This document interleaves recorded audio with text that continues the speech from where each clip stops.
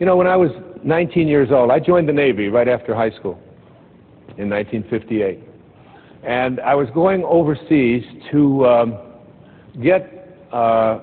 connect to my ship after having gone to school. And I was standing at the dock boarding a ship called the USS Vega, which is a refrigerator ship, which was taking me across the Pacific Ocean in 29 days to meet the USS Ranger, an aircraft carrier, at that time the largest ship in the world, and I was assigned to it. And it was docked in a place called Yokosuka, Japan. And I took a boat, this refrigerator boat, over to Sasebo in southern Japan, got on a train, 19 years old, and was going to catch my boat 29 days later. 19-year-old kid. And as I got on the boat, never having been on such an adventure before, my Uncle Bill, who was a school teacher in Hayward, California, one of my heroes, one of the reasons why I'm here today is because of my Uncle Bill Volley. He handed me a book, and it was a collection of short stories by a man named Leo Tolstoy. He said to me, as he handed it to me, he said, "Read The Death of Ivan Ilyich by Leo Tolstoy."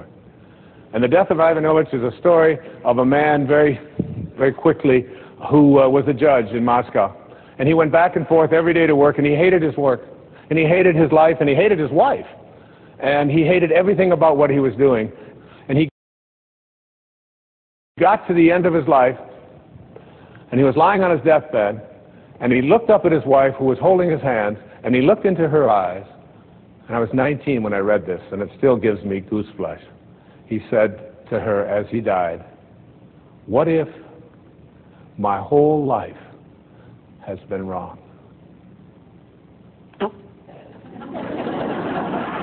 And I took out a pad of paper, and I wrote down my first of my 10 secrets for success in Interface. And I started a journal at that time, and it said, "Dear Wayne, don't die with your music still in you. Don't die with your music still in you." I would suggest to you, if you are not creating, and if you wonder what your purpose is, and so many people wonder, what is my purpose? And they talk about, I don't know what my purpose is. You know what that is? Your thoughts about your purpose are your purpose trying to reconnect to you. Like if you want to quit smoking, and people say, "Oh, it's such a hard thing to do." Well, of course, that's resistance. And then, you know, who wants to do hard things when easy things like smoking are available?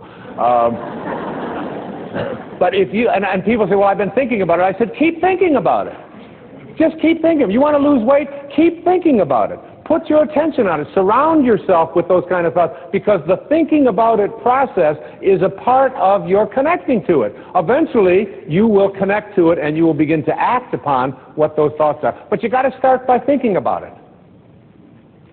And the ultimate purpose you can have in your life, I used to have a jacket that I hung on my closet door, and the jacket had all of the pockets ripped off. I took a razor blade to all the pockets, because someone had once said to me that the last jacket you wear doesn't need any pockets. So, because you're not taking anything with you in your pockets, all right? So every time I'd walk into my closet and I'd look at this tattered jacket with no pockets in it, it was a reminder, you're going to have to wear a jacket someday that doesn't need any pockets, all right? And so what do you do with your life? Your life is like a parenthesis in eternity. You show up from an infinite source, you materialize, you're a particle, everything you needed for this life is in it, and then you close parentheses. What can you do with your life? You can't take anything with you. You came from nowhere, N-O-W-H-E-R-E.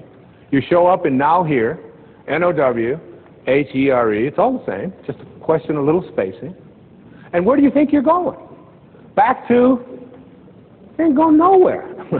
You're going nowhere. From nowhere to now here to nowhere, it's all the same. The only thing you can do with your life is give it away. When people say to me, what is it that I can do with my life? What is my purpose? My answer is always the same.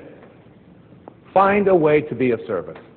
Find a way, whatever it is. Doesn't matter if you're serving ice cream cones in Alaska. It doesn't matter if you're raising horses in Montana. It doesn't make any difference whether. I had a woman come to me one time who wanted to adopt a child in Moldova. I had to look it up. Moldova. She saw this little face on a program on one of the stations there. I think it was on a PBS station. And she couldn't get that face out of her. She became in purpose, on purpose. She began to live her life on purpose. She went to Moldova and brought home her little son. And it's like, whatever it is, when you are of service, if you're giving your life away, and if you don't know how to do that, you suspend your ego.